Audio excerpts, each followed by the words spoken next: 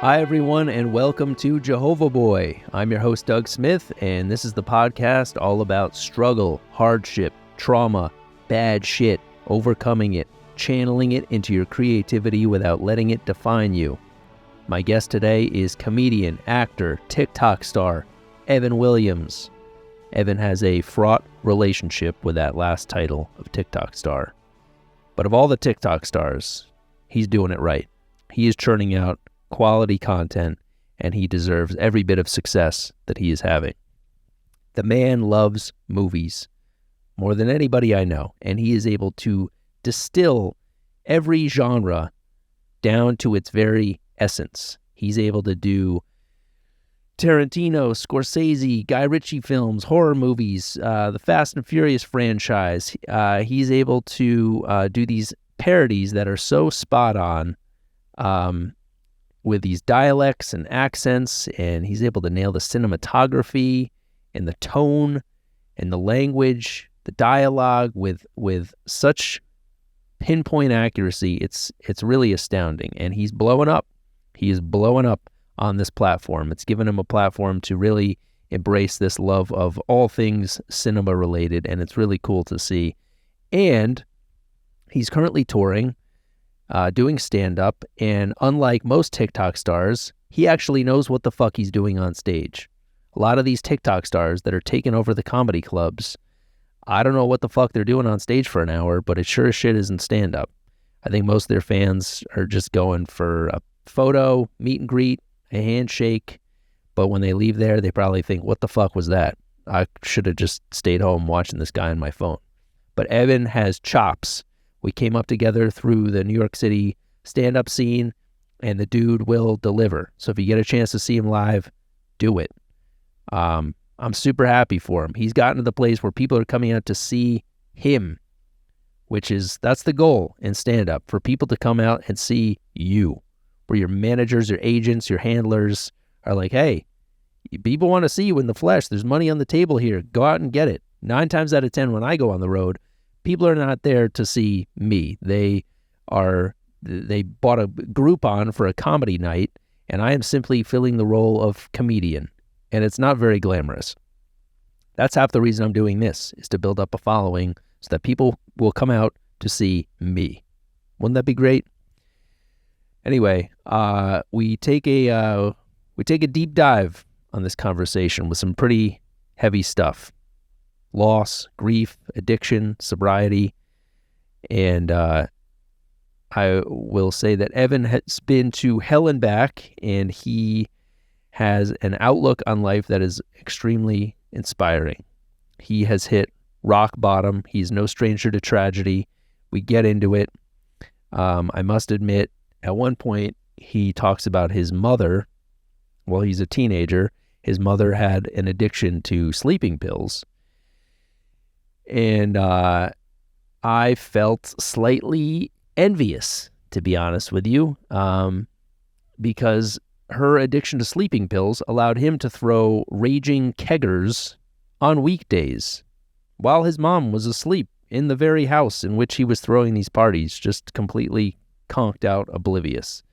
I had a helicopter mom who was a religious zealot. So as he's telling me this, I'm thinking, God damn, I wish my mom was addicted to sleeping pills. I wish somebody shot her up with a horse tranquilizer so I could get a moment's fucking peace. Grass is always greener, right? My mom, every move was closely monitored, scrutinized, all my entertainment, everything I watched, everything I listened to.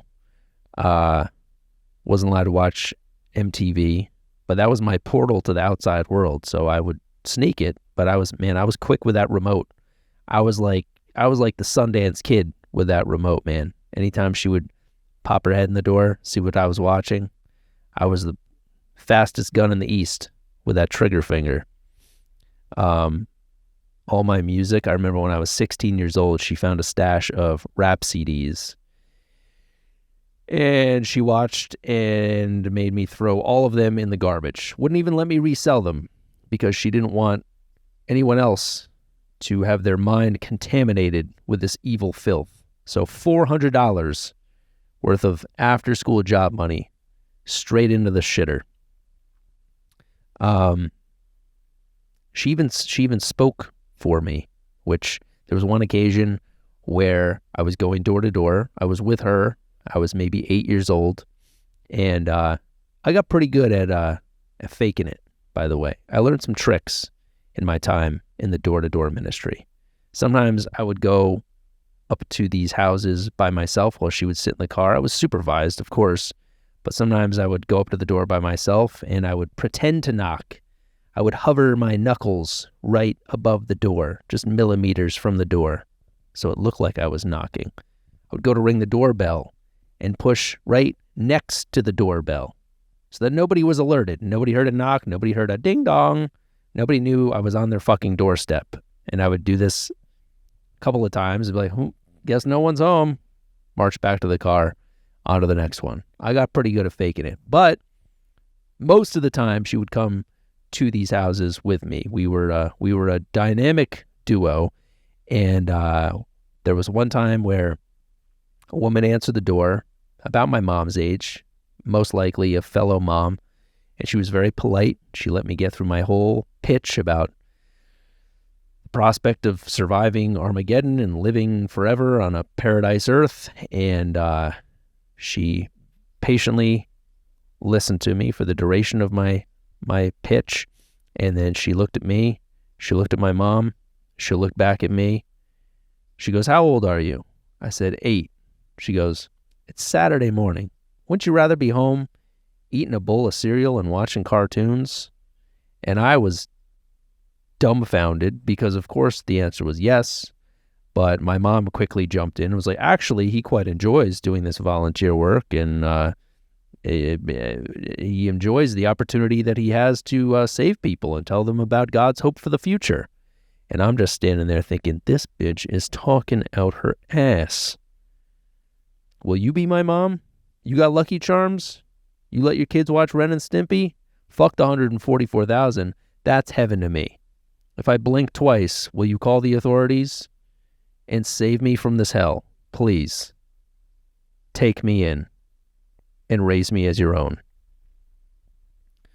Anyway, like I said, grass is always greener. I'm sure Evan wishes that his mom was not strung out on sleeping pills, more present, engaged, participatory mother, but hey, we all want what we can't have, right? Anyway, it gets pretty heavy, but there's some pretty hilarious moments too. And Evan has a lot to offer. His outlook on life and how he's chosen to do what he loves and really embrace everything wonderful about freedom and life in general. Like I said, extremely inspiring. So without further ado, please enjoy my conversation with Evan Williams. This is Jehovah's day. You're in LA now, correct? I am in Los Angeles, yeah. I've been here living for like that 3 years. influencer life. You could say that. If I, die tomorrow and they say, TikToker, Evan, I'll come back and haunt everybody. I will, dude. I'm not okay with that. Yeah, but you're actually churning out quality shit. It's not like you're I appreciate posing. it. It's not like you're taking selfies in front of a kale salad. You're actually like No, dude. You're doing cool shit. I'm not lip syncing, and I'm not doing little dances. You have a love of film. I do love film. You know your shit, and it shows. I'm a nerd, dude, and I'm just making stuff that makes me laugh, and TikTok happens to be one of the places I put those things, and it tends to do kind of well over there. So, yeah, I mean, I haven't influenced any, product, I have, done a couple ads for, TV shows and movies, so I guess at this point I have to, kind of admit there's a bit of, an influencer thing, But I haven't done, squatty potty, this is not like a there's not a product. That's the holy grail. Chucking, dude. Yeah, well, I mean, one can only hope, dude, to be the face of squatty potty. But I don't know. I've done a couple things at this point for money. So I guess I have to claim that a little bit. But even then, like, I did one ad for like a Guy Ritchie film, and I was in like a waiting room about to go in and like work with a couple of the cast members through Zoom. And there was a waiting room, and I was sitting there because it was their press day for Operation Fortune, this Guy Ritchie film. And in the waiting room, there was like everybody's title, you know, and it was like someone's name, and it'd say like the New Zealand Herald, you know, it's somebody's name. And it was like Good Morning America, you know, John, Newsweek. And then it just said Evan, TikTok. And I was like, I want to die, dude. I want to die. Take me now, man. Evan, TikTok. I might legally change my name to that if I get enough self-hatred. I'll change my name to that. That's great. But that's amazing, though, that you were doing these parodies of Guy Ritchie films, and then you wound up in an actual ad for one. Yeah, he was supposed to be in it with me. And they were like, you know, the STX Films reached out and were like, you know, we'd like to do an ad for his next movie. We've shown Guy your stuff, and he thinks it's funny. And so I wrote this thing that would be like with me and him, and I'd go in and I'd be like, so Guy, you know, I'd be actually talking to another cast member, just being like, oh, so you make The Gentleman, and it makes The Bangers and Mash, and then you do the double dip. You do fucking Operation Fortune, and you're hoping this makes the bees and honey, yeah? And then Guy was going to come in the Zoom, and I was going to like freak out. And I was like, oh my God, it's Guy Ritchie. And he was going to be like, wait, you're not British? And like, I was just going to this whole thing. And I get in there, and Guy doesn't show up. And so it's just me and this rapper, Bugsy Malone, this like British rapper. And and I'm sitting there, and I'm like, what's up, Bugsy? And he's just like, yeah. Like he's like not giving me anything, you know? And we're waiting on Guy, and he's taking a while. And so his people are just like, hey, go ahead, start without him. You guys can do your lines, and when Guy comes, we'll get his coverage. And so me and Bugsy start shooting the shit, and I do the British accent, and he lights up. He thinks it's funny. And I'll start doing a little Jason Statham for him, and he thinks that's funny. So now me and Bugsy are hitting it off, and we do all our lines. And then they come in, they're like, Evan, I'm sorry, you know, Guy's not going to make it. And I was like, okay. And I was told afterwards, it's because he got nervous, because he's like not an actor. And I was like, he's going to come in and like, you know, do this little role I wrote him. And he was like, I'm going to be fucking tits, is what he said. I don't know what that means, but he was like, I'm going to be tits. I can't go in there and ruin this guy's sketch. So apparently he got cold feet. I know that he was like at a house party, and he was just in like a room, like doing these interviews and stuff. So he probably just like got called to the party at his literal castle that he bought with Madonna. Wow. And he got the castle into the divorce, which is like, that's a whole other level, you know? I mean, some of us like get the PS5, you know, in our divorce. They had to decide who gets the castle, man. So it was amazing. Fun though. But the fact that he had stage fright is hilarious. Allegedly, yeah, that's what they said. His like wife has commented a couple times like on my sketches and stuff, but I've never gotten something directly from him. So I hope it's true that he likes them. I have no idea. I love him. I'm like obsessed with him. I hope he likes it. I hope he understands that like mimicry is flattery, you know? Of course, dude. That's very cool. Big fan. I would watch Lock, Stock, and Two Smoking Barrels like every day as a kid. Like I would just study the way those guys talked and was obsessed with it. My favorite line in that movie, they're trying to buy a gun, and they go to this guy, but he gives them like fucking muskets, you know? And they're like, I could put a fucking eye out with that thing. And then the guy who's selling it to him, he's like smoking a cigarette, and he goes, yeah. He goes, people want a bit more range these days, is what he says. I just always thought that was really funny. I love like the dialect, you know? It takes you on a ride. Like, people want a bit more range these days. He goes all the way up a hill and then back to the bottom with his voice, you know? I mean, it's very clear watching you do those that you have studied those. I can almost picture you falling asleep listening to that shit on a loop. Want a bit more range these days. Yeah, I just do it in my sleep. That's awesome, dude. It's very clear you're having fun. It's been interesting, you know? Like I did a lot of stand up in New York with you and everybody. And then I came to LA, and I came in February of 2020. So I was here for like 3 weeks, and I was doing road gigs each weekend. And so I was really only here for like 3 sets of Monday to Wednesday.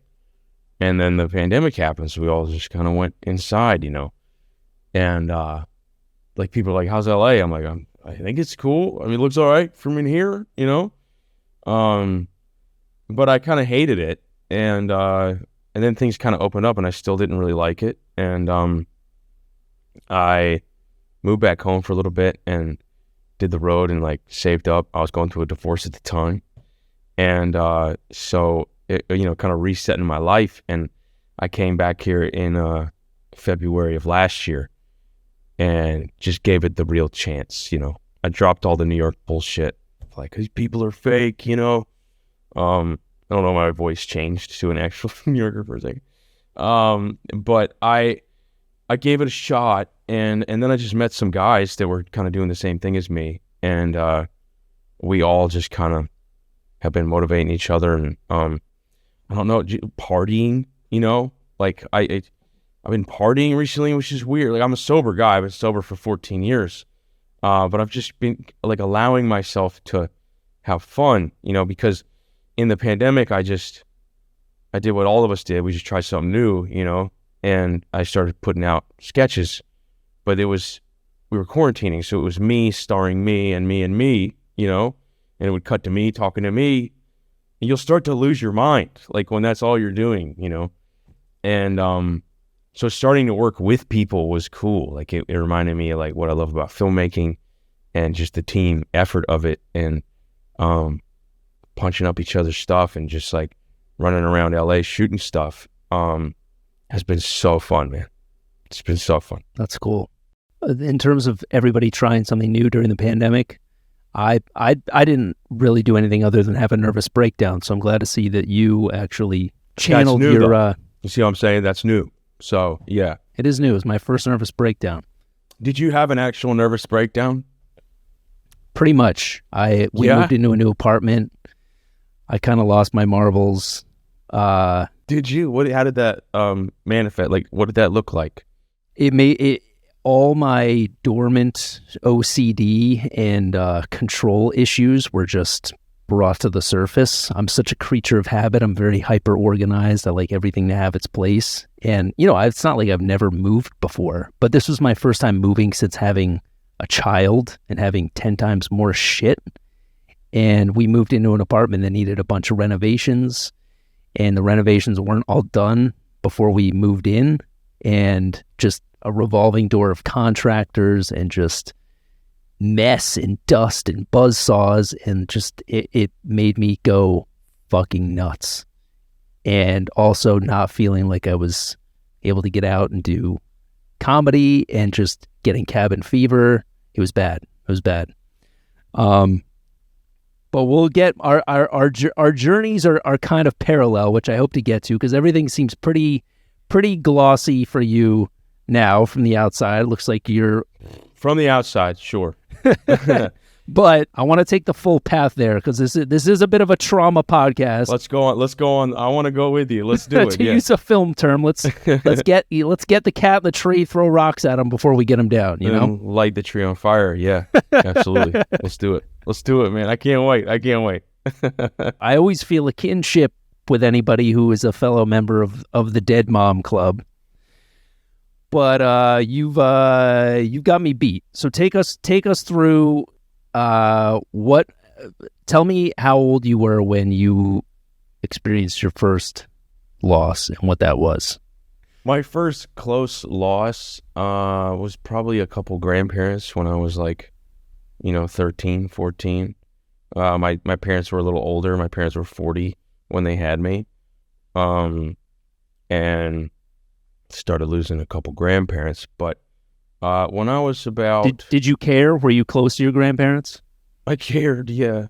You did? See, I did not. I wasn't close to my grandparents at all. Oh, really? Okay. No, I didn't care at all. No. I loved them. I didn't see them a ton. My parents were from New Jersey and Pennsylvania. And so I was actually the only person in my whole family to ever be born in the South. So it was kind of nature versus nurture, you know, like there was Yankees at home, but there were rednecks at school. So that's why I don't sound like super redneck, or maybe I do and I just don't hear it. But yeah, I didn't see them a lot. They were kind of far away. So I'd see them like holidays and stuff, but I loved them. And yeah, but my first like introduction kind of just to the idea of death, because we're just getting right into it, right? Is I was about 8 or 7. My brother was 11 years older than me. And we were on a trip and my brother just started crying. And my mom went and started consoling him, and I didn't know what was happening because we were on a fun trip. I didn't understand what was sad. And my dad took me outside and explained to me that my brother had cystic fibrosis, which is a terminal illness. It's a lung disease. And you're born with it. And back in 78, when he was born, the life expectancy was 18. And so he was 18 at the time, and he was scared. And my dad told me, you know, your brother's going to die at like a much younger age than most people. And so that was obviously like life-changing. I mean, it changed everything. Most kids walk around feeling invincible. I now knew that we for sure are not invincible. Like my 6 foot tall, like, you know, to me, colossal, like strong brother was going to die, you know? And he hated like ever being referred to like that. Like he was like, no, I'm going to live. I'm living. I'm not dying. I'm living, you know? So I always feel a little guilty, like even saying that, just to kind of like honor him and how he lived. You know, he lived hard. He lived to be 28. And, you know, he got his master's and he wrote a book and he loved me to death and he gave me the best times of my life. And he skydove over the Great Barrier Reef and he bungee jumped naked in Cancun and he lived a life, man. And, but he was terminally ill. And so I never got into fights with my brother. Like, we were the best friends of all time. And like, if we ever did get in a fight, apologies happened promptly. We never went to bed without "I love you." Like, I had a really, really special relationship with this man. And he's your only sibling? Yeah. Yeah. And you were 11 before you found out that he had it, correct? I was like 7 or 8 when I found out. Yeah. 7 or 8, I'm sorry. Okay. Yeah. All good. I was 18 when he passed. And yeah, I would go to friends' houses and like, you know, brothers would be yelling at each other. They'd be like, I hate you. And I'd be like, what the hell? How do you do that? That's crazy. It's like that's your buddy, man. Like, it blew my mind, like seeing brothers that weren't just like super like cornily loving to each other. You know what I mean? So that was like kind of my introduction to just the idea of death. And it was just a thing that you'd think about sometimes, but a lot of time you wouldn't think about. But the nature of cystic fibrosis, you're going to the hospital a lot. Like, fluid builds up in your lungs and you have to go get it drained, and there's complications with your breathing, and there's a lot of therapy to be done, and just a lot of checkups and stuff. And if you get sick, you get real sick. And so I spent some time at hospitals, but a lot of the times I didn't think about it. And he chose to live as normal of a life as he possibly could. And he would fight against his illness. Like, I've talked to his friends since, and they're like, man, your brother was so strong, man. Like, we'd be at a concert and I could tell he was in pain, but he was moshing, you know, and he was jumping on it because like he just decided to defy it like that, you know. And yeah, just one of the most inspirational people I've ever met. And I now work with the Cystic Fibrosis Foundation here in Los Angeles to like raise awareness and money and stuff for the research. And today, when you're born with cystic fibrosis, you're given 50 years life expectancy. So it's getting better and better, and like the medicine and the treatment is like, it's great. But and he was given a life expectancy of 18, you said? When he was born, yeah, he lived to be 28. Wow. Yeah. So he got 10 years more out of it, defied all odds. That's how I see it. Yeah, that's how I see it, man. Live balls to the wall. Balls to the wall, dude. And carrying parents and my dad worked really hard to, afford like great care for my brother. And so that's why we moved to North Carolina. That's why I grew up in the South, is that Duke Hospital was the #1 hospital in the country for cystic fibrosis. So that's why I grew up in North Carolina.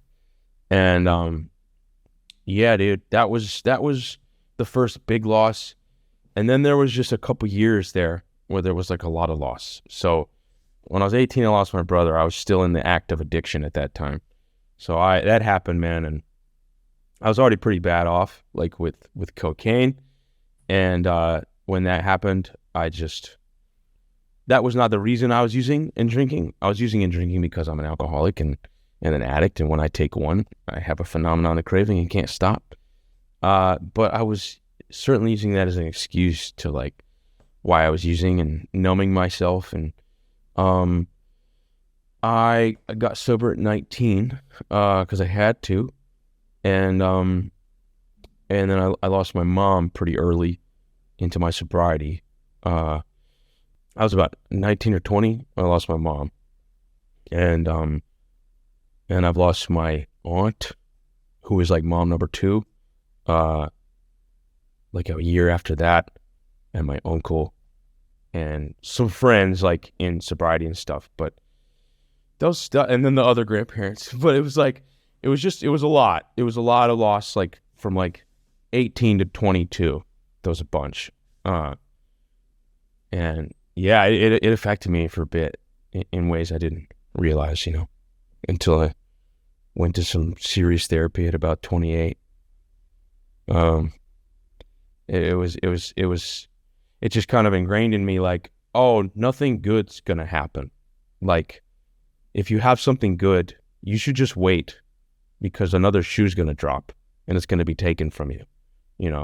It also made me a hypochondriac. I thought I was dying a lot. I would like go to sleep, and I was married at the time, and I would just like look over at her. I'm like, poor thing, I'm about to die. That's unfortunate. She's gonna wake up and I'm gonna be dead. And that sucks for everybody, which is very egotistical as well. I thought about how much the world was gonna like miss me. But yeah, I don't know if that's the full cause or if I just have a bit of neuroses just naturally, but it created a good bit of fear for a bit. Yeah, I get that, man. I want to like apologize. Like, it's so much. I'm saying like I'm just dumping so much. No. This is exactly what we want. I can't wait for you to take the reins in this relay race of trauma. I can't wait to pass the baton and I mean, I was raised a Jehovah's Witness, so I was like, yes. Before I started experiencing any loss of family members, there was always the threat of loss of just people around me being obliterated. Armageddon could strike at any moment. That's true, man. So I would be sitting in school. And there'd be a bad thunderstorm. And I've talked to other Jehovah's Witnesses about this. Like, any bad thunderstorm, we would all be like, oh, fuck, this might be it. The sky is green. Why is the sky green? And really thinking that the fucking roof could be ripped off and everybody around you would just be vaporized and you would just be left sitting at your desk because you're the only one surviving. And not only that, but you probably were like, did you have like some guilt as well? Because you're like, I didn't knock on enough doors. Like, I didn't save. Sure. I didn't pitch these guys well enough on being a Jehovah's Witness. Like, I could have saved them if I had a better like pitch, for this thing. Mm-hmm. That's insane. I was encouraged to preach to my fellow classmates. It doesn't have to be door to door. Like, you have an opportunity to do informal witnessing, as they call it. Just lean over to my classmate, be like, hey, do you want to be saved from Jehovah's Day of Judgment? Well, come with me. But I didn't want to be, it's embarrassing. So I kept it very close to the vest. I could only do that so much because birthdays, I would have to go sit in the library and couldn't put my hand over my heart for the Pledge of Allegiance. Like, you stick out like a sore thumb. But I tried to keep it very well hidden because I didn't want to be ostracized or made fun of. But yeah, definitely a lot of guilt, thinking I could be saving these people, but preserve my own sense of dignity, I'm not, Yeah. Which means that as a child, you didn't really believe it fully, right? Because if you believed it, you wouldn't be embarrassing. You'd be like, this is the answer and I need to help people, right? Correct. Yeah. Yeah. Yeah. You're right. No, I didn't really believe it. I mean, it's insane. If you break down all their beliefs, I've said it before, but it sounds like somebody just ripped the pages out of a bunch of different sci-fi books and just jumbled them all together. If you think sci-fi, if you think Scientology's crazy, like Jehovah's Witnesses are right there. It's the same level of insanity.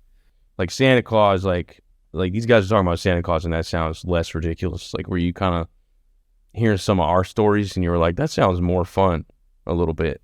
Yeah. Like, I don't believe that either, but at least people are taking joy in the idea of a jolly fat man sliding down the chimney. Yeah, at least that guy's fat and happy. You know what I mean? Yeah. We are a miserable bunch. Like, which is Armageddon is our only conversation is Armageddon. We're just talking about the end the whole time, never living in the moment. Like, you know what I mean? Right. Because, like, even if you believe that the Armageddon's coming, why are you so focused on it? Like, just like, why is it not like Armageddon's coming, so let's enjoy every day? Exactly. Let's go skydiving over the Great Barrier Reef. Absolutely, dude. Bungee jump naked, Yeah, you guys are like one HBO documentary away from like us all really realizing how insane you guys are, because it is insane. I know. We don't think about things until HBO is like, hey, think about this for a second, or like Netflix is like, look at these weird murderers. And then we're like, whoa, there's weird murderers We just need our Netflix special, man. Yeah, what would the title of that be? Like, can I have a second of your time? Would that be the title? It would be something cool like that. It'd be a cool title like that. I can't wait for Can I Have a Second of Your Time? Yeah, that's great. No, that is what they say. Yeah. They've been to your door. I felt bad, too. I was like, oh, these poor people, man. This is a tough pitch, Hey, can I talk to you about the end of the world? It's Sunday and you're watching football. Yeah. Yeah, exactly. And that was another thing with Santa. Like, worst case scenario, you get a lump of coal in your stocking, right? My worst case scenario, I get turned into a lump of coal. Yeah, dude. It's messed up, man. It's traumatizing. Like, have you have you noticed in therapy that it was traumatizing? Yeah, and I was in denial about it for a long time. So when I left, I just wanted to live a normal life and put it behind me and be like, that was then, this is now. It had no effect on me. I can completely remove it completely remove that the brainwashing with the snap of a finger. And now I'm 40 years old, and I'm really now in the last couple of years really starting to realize the effect that it's had on me and dealing with it head on. And just like I was saying earlier, just trying to manipulate and control every facet of my life, which is insane because, the billions of years have existed before our existence. And the idea that I have any control over any facet of my life is absurd. There are certain tiny little elements that I can control, but in the grand scheme of things, I'm a blip in history, and everything that has happened before me and everything that will happen after me, I have no effect on to a certain degree. I don't know. That could be dissected and torn apart a million ways, but I'm just now starting to realize the need to kind of surrender a little bit more. But yeah, the threat of loss was always there. But yeah, when my mom was diagnosed with cancer when I was 13, and one of the things that Jehovah's Witnesses believe in that kind of made me lean into it a little bit more is that if you die, if you're a faithful servant of Jehovah, you'll be resurrected from the dead after Armageddon, right? So I thought, I need to toe the line here, and I need to stay strong in the faith, because if she dies and I want to see her again, I need to survive Armageddon so that I will be able to be reunited with her. And now you're kind of, if you love your mom enough, you're kind of hoping for Armageddon. a little Yeah. bit, maybe. Yeah. So that you can walk scorched Yes. earth with Mama Dukes. That's wild, Absolutely. man. Most Jehovah's Witnesses are praying for it, because otherwise you're just living an extremely repressive, restrictive life in the hopes of a better future. But your life in the present is pretty much dog shit, you know? What was the idea? What was the idea of like what post-apocalypse was going to look like for you guys? And I say you guys. I know you no longer identify as a Jehovah's. I just mean like, you know, when you're a kid, like what were they telling you like life was going to be like? Newsflash, after? I'm back in it. Oh, I'm snap. back in, This is baby. a pitch to No. me to join. You're knocking on doors at the highest level now, dude. A podcast. Yeah. Yeah. No, they believe that after Armageddon, the people that survive will this scorched earth will be transformed into a paradise earth where everything is as God originally created it, with man and beast living together as one in perfect harmony forever. So that's another promise, that you will live forever on a paradise earth, be reunited with your loved ones who've deceased. So Oh my God. it's these grand promises for the future. And the funny thing is, though, that they've falsely predicted Armageddon three times. So they originally, when Jehovah's Witnesses first started out, they said it was going to happen in 1914. Then they said it was going to happen in 1975. And they said it was going to happen in 2000. And now they're just like, it's close. Just trust us. It'll be here any day now. Whoa. Yeah. It's just it's a cult, man. It's a cult. It is. And that's another thing I was in denial about for a long time. Yeah. I thought it was just a harmless sect of Christianity. I thought there was way more parallels between us and other forms of Christianity. And now that I'm removed, I'm able to, I've come to see that their Bible is completely manipulated. I thought they used the same Bible as everybody else. No, their Bible is completely manipulated to serve their belief system. And I know that the higher ups in the organization, it's like 6 old white dudes that make all the decisions, and they are just making money hand over fist from member contributions. So Jehovah's Witnesses are like destitute. They're encouraged to basically donate all of their meager earnings to the organization, because it's all, all of it is done under the guise of, it's in service of Jehovah and serving the greater organization. Anyway, we're getting too far off of you, man. No, I'm fascinated by this, and you're making me realize that I never met a rich Jehovah's Witness. Like I really haven't. They were all exactly pretty. They were all in poverty, from what I remember. Man, I am you kind of were selling me on it for a second, though. Like the paradise earth with all your loved ones. Like that sounds kind of good. It sounds like like those commercials for like rehabs that like are a ripoff. It's like Promises Malibu. I used to be an addict and now I'm not. Remember that guy? I don't know if you ever saw that commercial. He ended up like smoking meth. But it was like it was just like, come to this like beautiful utopia and get sober and pay us $100,000 a month. It's all just, that's wild, man. But that's it. I mean, what you said is I'm glad you brought that up, because I basically got to a crossroads where it's like, do I live my life in the hope of a future that I really don't believe in, or do I toss that aside and know that I'm going to die like everybody else is and live a life that I enjoy and can really get something from now? And in the process of making that decision, I also had to realize that, when you leave, just like any other cult, when you leave, you're done.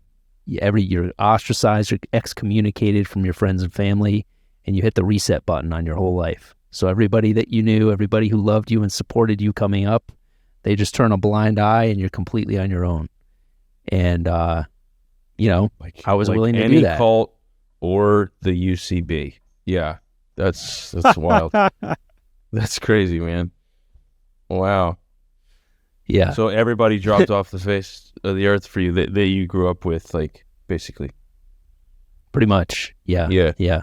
And was your dad practicing with you all as a Jehovah's Witness? He was kind of on the sidelines. He was kind of, my mom is the one that led the charge, and he was the one that he was very he was kind of a background player. You know, he was like, hey, if that's what you want to do, yeah, you want to raise our kids in a cult? Yeah, sure. What the fuck? Whatever. Fine by me. So I've had, as my initial resentments were against my mom, but then later on, I started to have even more resentment against my dad. I'm like, why the fuck didn't you step in? You saw what was going on here. You did nothing. Yeah. I love how this has become, you're the host and I'm the guest now. I'm sorry, I am asking too many questions. I was just thinking about that. No. It's like when they're like, where do you see yourself in 5 years? It's like, chill, Evan, chill. You don't need to take control of every fucking thing you do, bro. So let me surrender again. You ask me anything you want, dude. No, it's all good, dude. It's all good. I think a lot of people that are tuning into this are ex-Jehovah's Witnesses that I think are, very hungry for people sharing an experience of leaving and starting over. But it's not, there's parallels to every sort of upbringing. And, so that's why talking to people that have had traumatic pasts that they've been able to kind of recover from and step into a life or a path of happiness when they didn't think that was an option, recovering from grief or, abuse or whatever sort of traumatic history they had. That's the meat that we're going for. But so you lost your brother when you were 18? Yes. And your mom when you were 20? I think so. I'm trying to remember exactly when it happened. It was right around it was pretty close to my birthday. So I was either 19 or 20. Yeah. And but you were already an active alcoholic before either of them passed. Yes. I got into alcohol and weed when I was like 15, and I got into cocaine when I was 16. And when I got into cocaine, that was it. I just, this is my favorite thing I'd ever experienced in my life. And I did it like almost every day from like 16 to 19. I just Jesus. Full-time coke addict, dude. Just, a little child on cocaine. A lot of that. And does that mean that you were a small-time crook? How are you getting your hands on the money to support this cocaine habit? I was stealing from my mom. It's not like I wasn't like a little Scorsese character, I wasn't like running a coke business and, cheating on a little wife or anything. Like I was stealing from my mother. It was just horrible, I've forgiven myself through a lot of work, but because I was also a child, not that fully excuses it, but like, my parents had divorced, and my mom, I was living with my mom, and she was a lot like me. She's a hilarious woman, but she struggled with mental illness and stuff, and she was on a lot of meds, and it was kind of a mess. And it allowed me to have just this house that I used, because she was like, I was the man of the house, I was like the only male figure in the house. It was just me and her, and she didn't really do much. She was being kind of financially supported by my dad, and she was doing her best, man, but she struggled hard. Like she had hard struggles mentally, and was on a lot of meds, and she had, at least was diagnosed with Lyme disease, and it's a weird one. It's like, especially back then, like late 90s, early aughts, just didn't have any idea what it was really, and all these Lyme doctors were known as kooks, and were getting taken out of practice for like misdiagnosis and stuff. And so I don't fully know if my mom had Lyme disease. It may have just been a mix of mental illnesses. But she was on all kinds of like pills, and the ones that brought her up in the morning and put her down at night, and antipsychotics, and experimental ones for Lyme disease, and she did her best, man, but her best was pretty rough, and I wasn't really parented. After the divorce, I just was kind of in this lawless house, and my mom would, take sleeping pills at night. She'd be out cold, like zero, like nothing would wake her up, and so I would have these huge ragers at my house. I was this kid in high school trying to find an identity, and the one that I found was the host of parties. And so my nickname in high school was Gooch, which is a story for another time. But everybody would go to Gooch's house, man. Teachers call me Gooch, parents call me Gooch. That is, of course, the part between the balls and the ass crack, just for listeners that don't know. And I would throw these parties, and that became my identity. I was an animal, and I'd have keggers on a Wednesday, cocaine on a Tuesday, on my roof, just doing cocaine, 6 days a week, we'd have house parties, and the cops would be called. They'd come over. There'd be cars all through the street, and they'd just tell me, "Hey, we're getting noise complaints, and your cars are on the street. If you can just get the cars in the driveway, we'll leave you alone." There's this weird agreement that I had with the cops. I don't know why. And sounds like you were the mayor. Yeah. It was like I was Capone in this little town. You call all the shots. Yeah. For no reason. I don't know why they were giving me any respect whatsoever, but they can only take so much, because my neighbors would call all the time. Rightfully so. I was a nuisance. And so when I turned 18, there was like a big party on St. Patrick's Day, and there was a fight. Some guys from another school came, and they wouldn't buy a Solo cup that my buddy was like distributing to people for $5 for like unlimited drinks, and they said something about me, and my buddy hit him, and then everybody started hitting each other, and this giant brawl happened, and like my door got knocked off the hinges, and the fight went into the street and onto my lawn. And sometimes I'd go sleep it off at my dad's place. I was living two lives. I was going to my dad's and pretending to be a normal person, and then just raging at my mom's. And I was sleeping it off at my dad's, and I got a call, and it was like, "Hey, Evan, this is the Asheboro Police Department. We're in your house. There was no door, so we didn't really have to knock. And your mom let us in as well." And the Jehovah's Witnesses were like, "We can just go in?" Yeah. Can I have a second of your time Jackpot. When you're done with that cocaine? That is one person that would talk to a Jehovah's Witness. Give them a little bit of cocaine, like, "Dude, tell me about your vision, man. Like, what's going on? Like, what's coming for all of us, bro? Really? The end? Paradise? That sounds good, man. Do you want some of this?" Or like, you could see eternal life now. Yeah. So they were like, "Look, we found some interesting stuff in your house. We'd like for you to come down to the station and talk about it." And so they arrested me, and they didn't charge me with cocaine. They found a little bit, but they let it slide. It was just like residue. And they were like, "If we ever get a call again, we're gonna pull this back out and charge you with a felony." But I just got some misdemeanors, like on my record, it said 4 counts of stolen property, but it was just street signs. Like kids always had like street signs and stuff. It sounds badass, but it's so lame. I had one of those.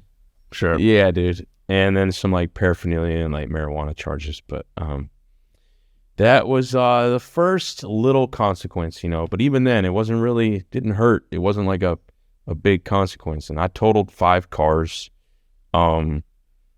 It sounds insane. Once again, you got me beat. I totaled 2 within 6 months of getting my license. Yeah. Oh, man. Yeah. But 5, goddamn. One of That's them was impressive. a deer. Yeah, and one of them was someone else's fault. But, I mean, one of them was insane. Like, I think it's the craziest moment of my life. Like, I look at that guy, and I'm like, that is the craziest Evan right there.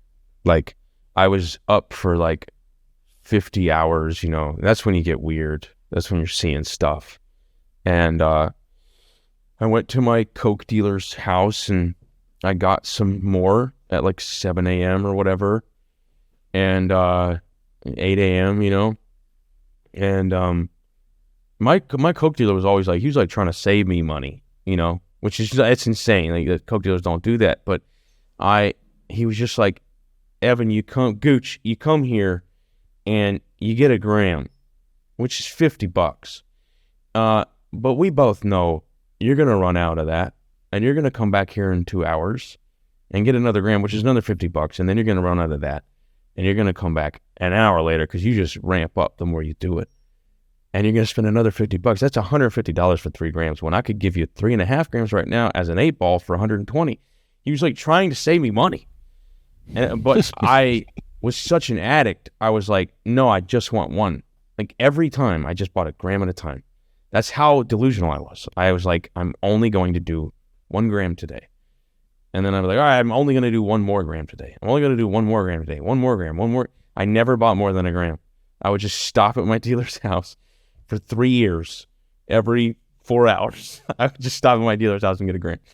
And I would sometimes steal from my mother. I would sometimes this is nothing. There's no way this can be funny. I have to say it to remember who I am and why I need to stay sober.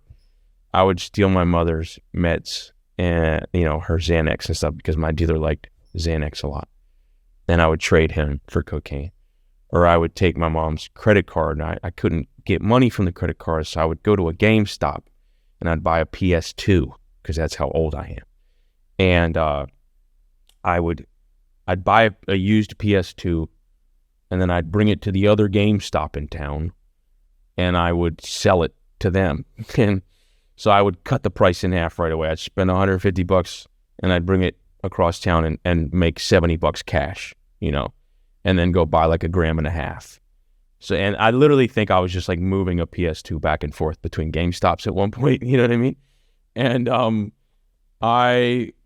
And so one day at like 8 a.m., I was over at his place, and then I left his place, and I was on the phone with my dad, probably asking for money or who knows.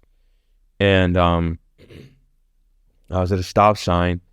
I was going to take a left, and this woman she had a right turn signal on, so it looked like she was going to take a right, so it looked like I could pull out as she took her right. And you're supposed to wait until they pass before you commit to your turn. You're supposed to wait till they commit to your turn before you pull out. I didn't. I pulled out, and she T-boned me like really hard. And my dad was on the phone, so he just heard like, he just like heard the wreck.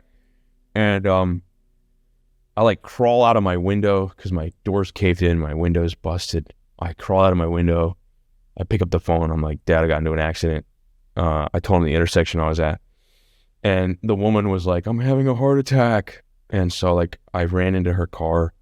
I don't think she was having a heart attack, but she was like, I need my medicine. And she pointed to her glove compartment, and I opened her glove compartment, and there was like this pill bottle with like this kind of like chunky white stuff. I just took like a lump of it out, and she told me to put it on her tongue.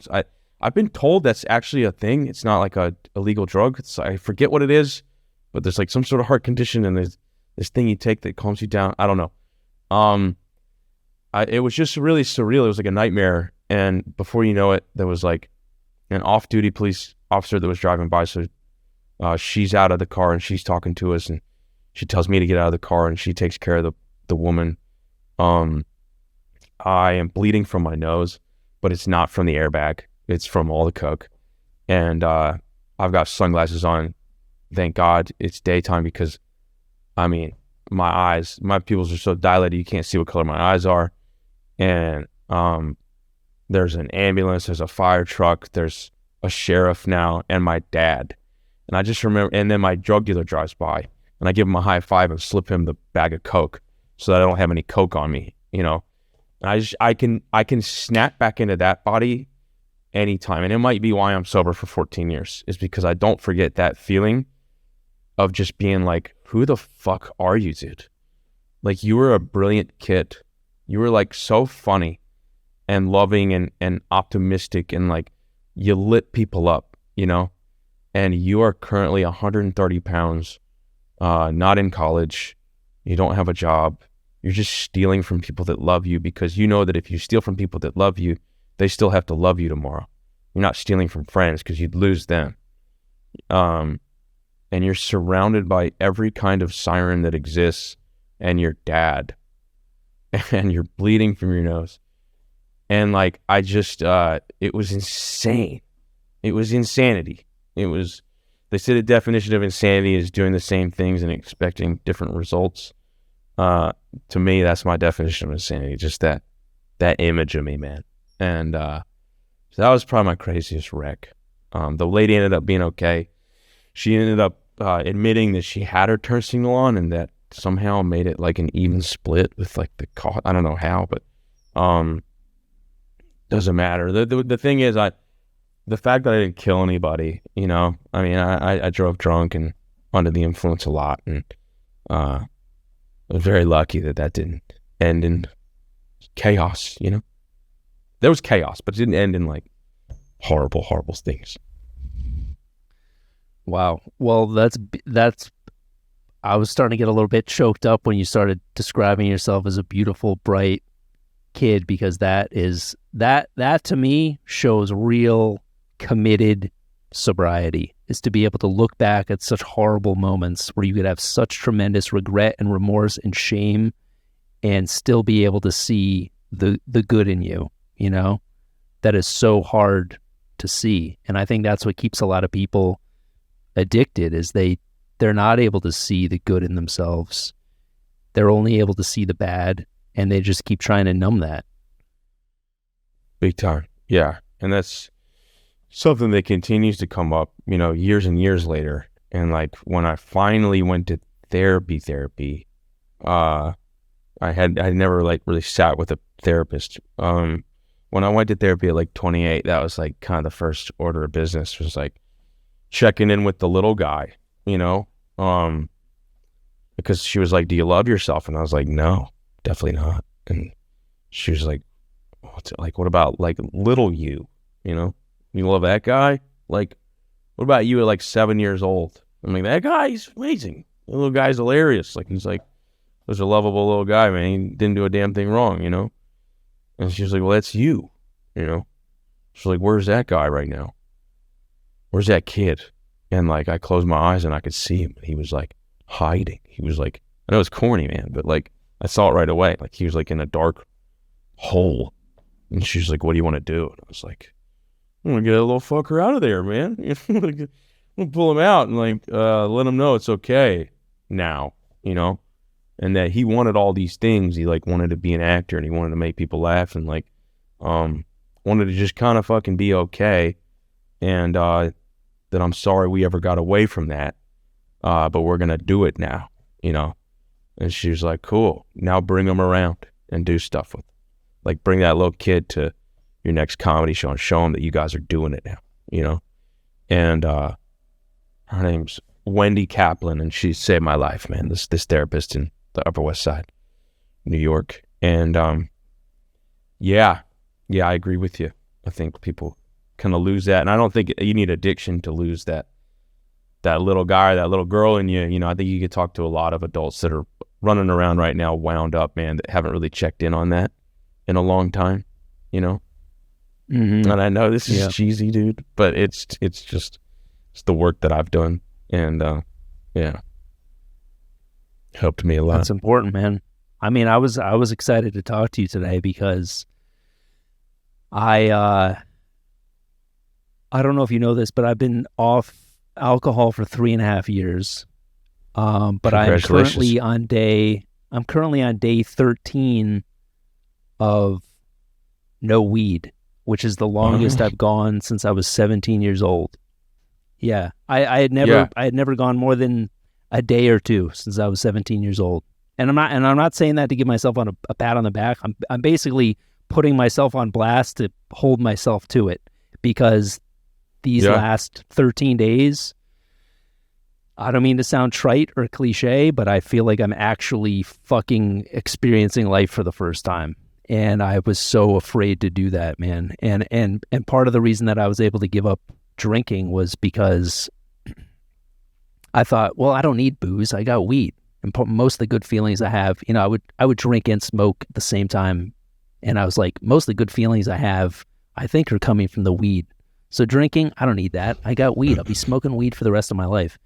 And I was not able to come to terms with the fact that when I first smoked, when I was 17, it was like you with cocaine. It was like, oh my, where has this been all my life? Just numbing all these horrible feelings and lifting me for the first time ever. And it had that effect on me for a long time, and then it started to shift. And like many people I've talked to, you offer somebody a joint, they're like, oh, I can't. It makes me paranoid. And I was like, well, yeah, it makes me fucking paranoid too, but I can't give this up. Like, I love this shit. I was unable to see that it was not having the same effect on me. All the horrible feelings that I had about myself, all the self-hatred, all the shame, all the guilt, was just magnified tenfold, made me super paranoid and full of terror. But I was so afraid to give that up because I was afraid of the thought of complete sobriety. I thought, like, if I'm completely sober and then I slip up or relapse, I'm going to feel really bad about myself. And I didn't even flush it all down the toilet. I got a fucking half ounce of weed in my china cabinet right now. I could dip into it anytime I wanted to. But I don't feel remotely tempted to. Why do you still have it, if you don't mind me asking? Probably so I can give it to a friend who still has positive experiences from it. That's fair. Yeah. Yeah. I don't know. I don't want to just like dump it. I hear you. Yeah. When it comes to weed, I was just like genuinely curious. Yeah. It'd be different if it was like, I've got a half ounce of cocaine, kind of keeping it around, Maybe a Colombian drug lord could use it at some point. No, I had to flush everything when I got sober. But that was not weed. I mean, not that weed isn't addictive, man. It's like, that's a big deal, bro. It really is. Yeah. To respect the anonymity of a certain program, I never claim to be a part of like a program because that's not how it works. It's those things work by attraction, not promotion. So I just say, man, I'm sober, and if you want to talk to me on a personal level, I'll tell anybody how I'm sober. But I one time walked into a recovery room that was focused solely on marijuana, and I went in there on accident. I thought it was like an overall meeting, and so I was a little annoyed when I got there. I was like, I didn't really I feel like weed is not like that big a deal.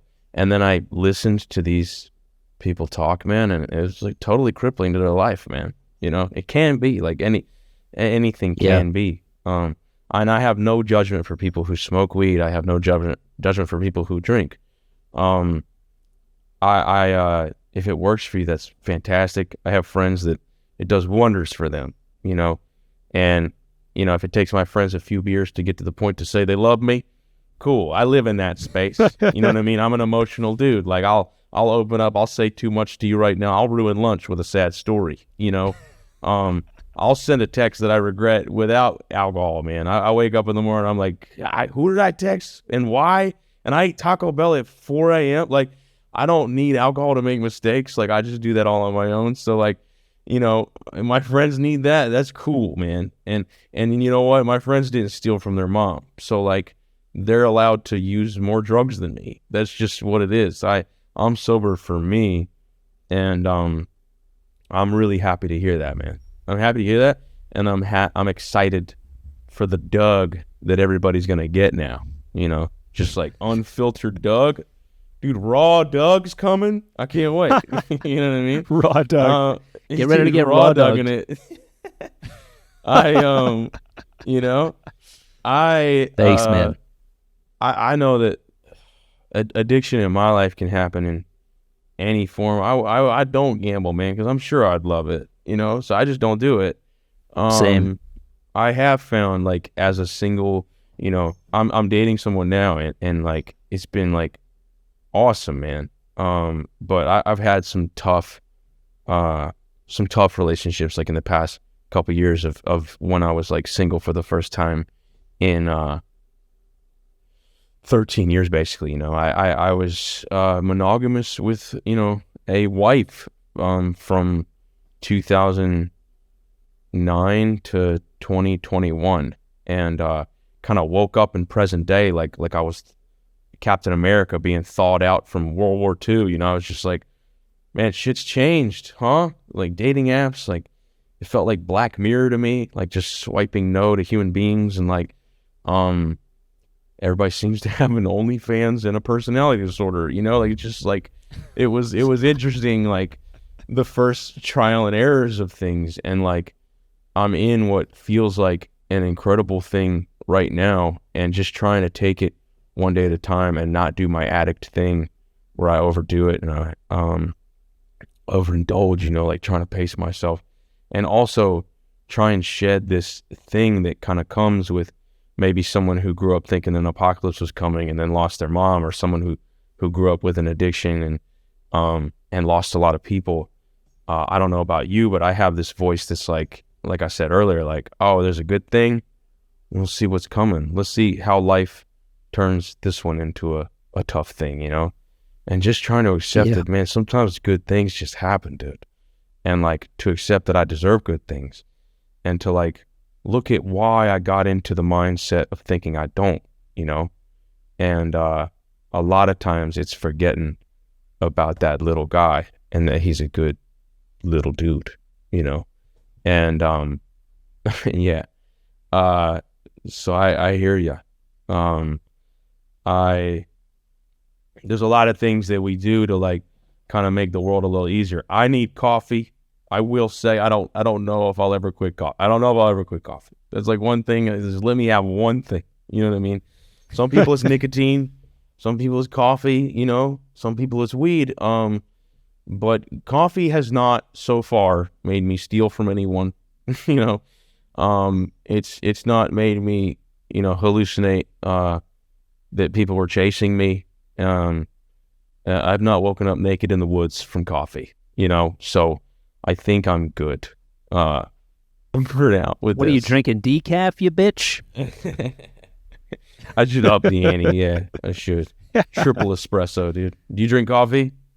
I do, yeah. I'm in the same boat, man. And to be perfectly honest with you, when I, you know, about a week into being off weed, I started to get a little bit carried away. I was like, I'm going to give up sugar. I'm going to give up coffee. I'm going to give up anything that could be remotely identified as a drug of any sort.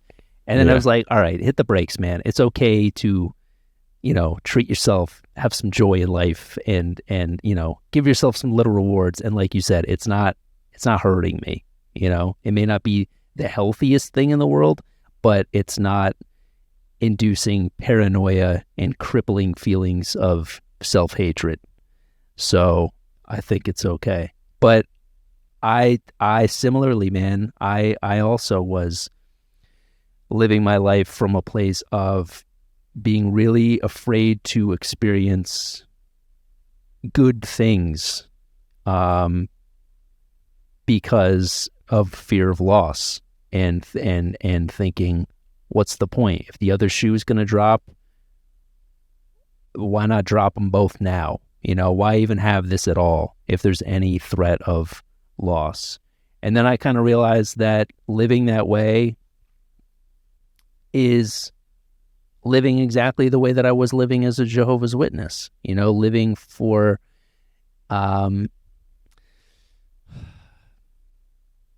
it's kind of like fear of everything ending, inhibiting me, fear of everything ending, inhibiting me from really embracing life. And, you know, bad things will happen. Loss, tragedy, it's inevitable. It is, you know, and the longer you live, the more you're going to experience that. But it's better to grab life by the balls and experience it in its full glory for however long it lasts, rather than to try to stave off bad things at every turn and just go through life in a state of perpetual fear. And again, you know, I feel a little bit, I shouldn't say I feel foolish. I feel like it's still early stages, but like I said, this is the longest I've ever gone. This is the first period of my life I've ever experienced complete sobriety since I was 17. Because as soon as my mom died, dude, that's when I started drinking heavily, smoking. It was just numbing myself every single day in, day out.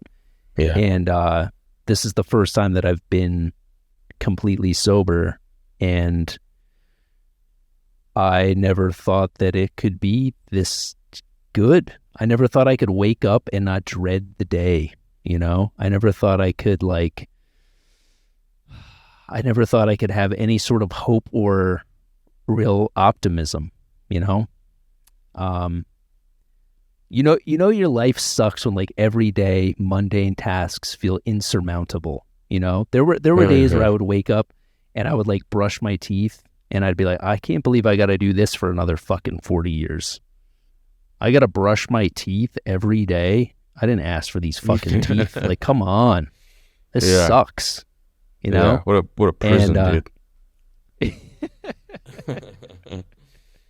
But no, I've always kind of looked to you and other sober guys that I know, and I don't know if a lot of people realize that there's a pretty big divide in the comedy world. There's either people, there's very little middle ground, I would say. There's either people that are functioning alcoholics and addicts, or there's people that are completely sober. There's very few people that I see that are able to experience just a little bit and have a good time.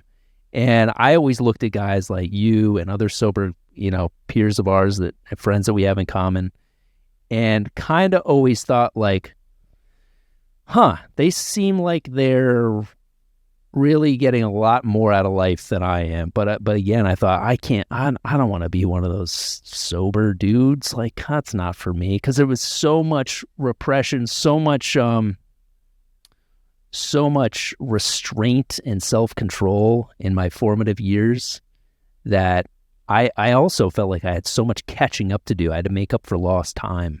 And even though I wasn't even enjoying using anything anymore, I thought, you gotta get it in, man. This was withheld from you for so long that, like, just embrace it, live it up, have fun. Completely in denial of the fact that it wasn't fun anymore. And I was afraid. I was afraid of like, how am I gonna enhance certain experiences? You know, like I would go to the movies. Oh, you going to the movies? You got to smoke a joint first. You're going to the beach? You got to bring some weed with you. Like, things that are already joyous, should be, you know, wonderful, like fun, enriching experiences. I felt like I had to enhance them every chance that I got. And now I'm kind of like coming to this place of like, no, you know what's fun? Waking up and not just moving from your bed to the couch, you know, waking up and like being excited to start the day, not being overwhelmed by every single thing that comes your way, not feeling like everything is this insurmountable obstacle. And I give you a lot of credit, man, because you've always been really open about your sobriety, and even though it's you know, it's taken me a long time to get there, I've always kind of had you and your story in the back of my head of like, this guy has really been through the shit. He's seen some horrible things. He's experienced real loss. He's experienced addiction, and he's been able to give it up and really live his life. And I applaud you, man. I appreciate you, man. That means a lot to me. Coming from a good guy like yourself, dude, and I'm just glad you got to where you're at. You know, and you were never someone I looked at like, Jesus, that guy fucking needs help, you know. But you also never know what a person's going through, and there are people in the community, you know, the comedy community, where like, woo, they could maybe use a sober 30, maybe start with that, you know what I mean? But never pointing fingers and never calling someone out, because I know that nothing does it, you know, but the like internal like realization and acceptance that you have to change, you know. And like I'm really grateful, you know, that thing you said about like I gotta be like a sober guy, like what am I gonna be, a sober guy? like I quit drinking and doing drugs because I wanted to quit drinking and doing drugs. I didn't want to be a sober person. I just knew I needed to quit doing that. Like, and then I stayed sober because I ended up loving being a sober person. Like, I just was like, I was a sober guy. Everybody knows me as that. Like, you can count on me, not showing up drunk to anything, and, or fucked up. And, at 2 a.m., I still have energy, and I'm walking around the streets in New York or LA, and I'm not puking in a bush. And like, I have gratitude for that often. Like, for some reason, I just never lost sight of that, and I still have those moments all the time where I'm just like, whoa, I'm sober. That's cool. I don't forget that guy who was laying on his back in a basement on so much cocaine that it's not a good time anymore. And I've done so much cocaine at this point that I'm not doing it with other people, because that means I got to share it. So it's just me, and I just have my finger on my pulse, and I'm just like waiting for it to explode, and I'm listening for cops.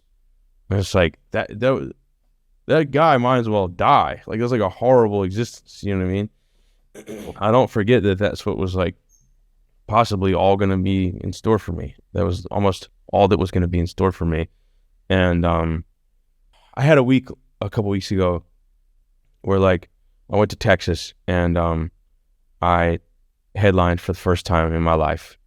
Basically, like, I headlined in Portland, and then I came back to LA, and I headlined at the Irvine Improv, and then I went to Texas, and I did San Antonio, Houston, and Dallas. And I had that experience that after 12 years of stand-up, I had never had, of like being the guy that's like on the marquee. It took me a long time to finally like take the leap and try that.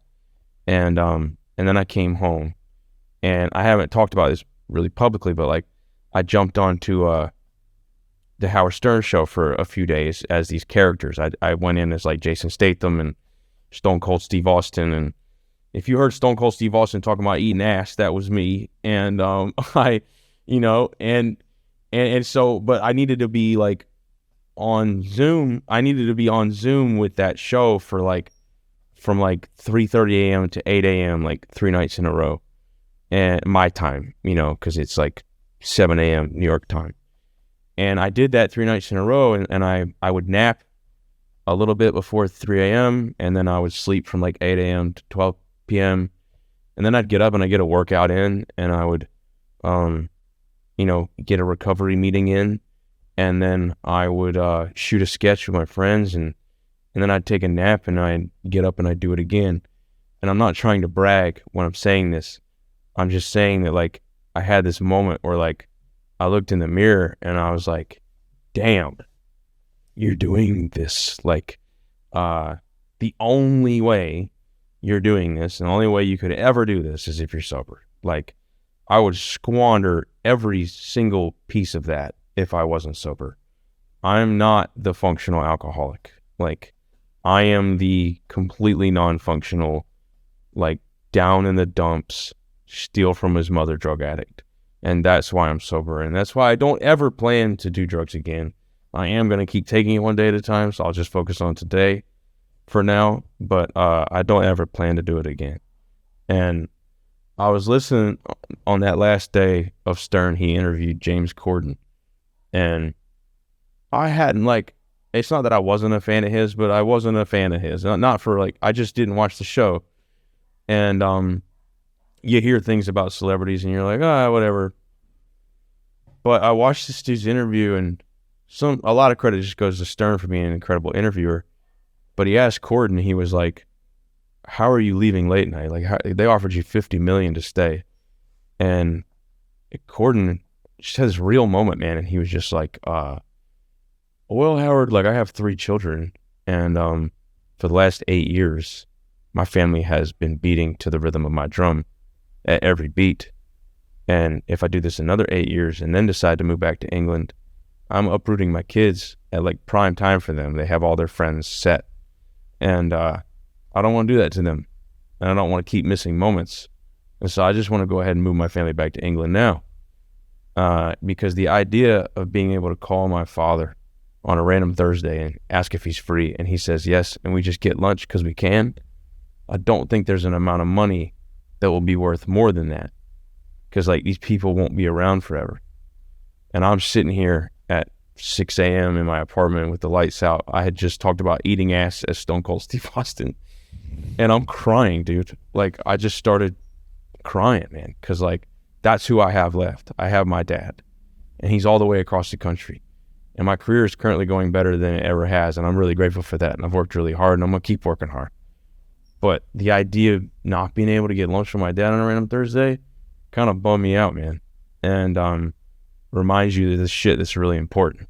You know, it's easy to get caught up in likes and achievements and all this shit and forget like what matters. And it's just having your ears open is important. I know you have kid or kids, one or two.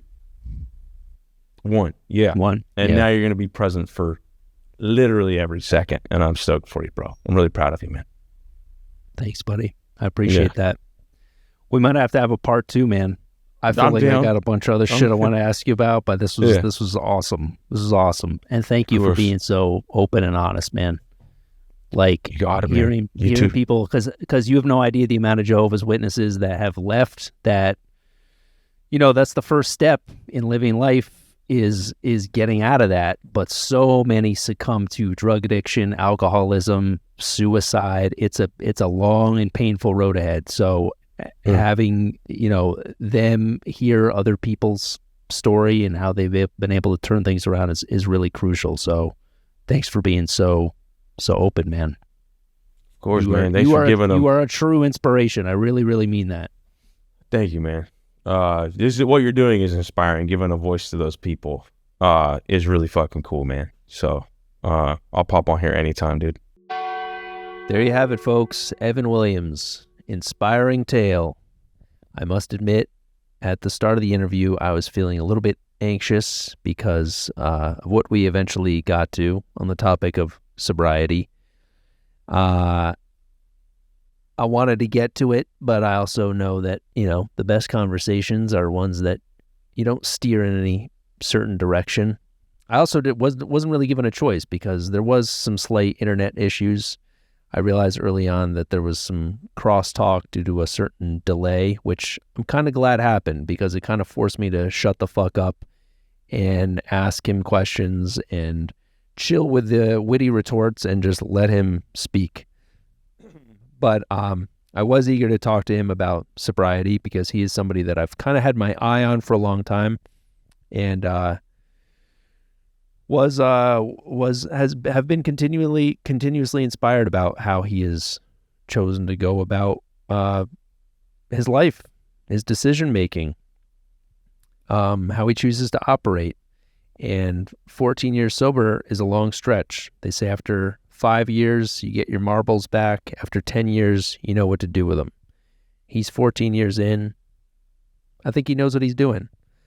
So you know, there was some allusions to a specific program, which shall remain nameless, but let's just say I'm excited for the journey ahead. And I also came to realize that my real addiction is not alcohol.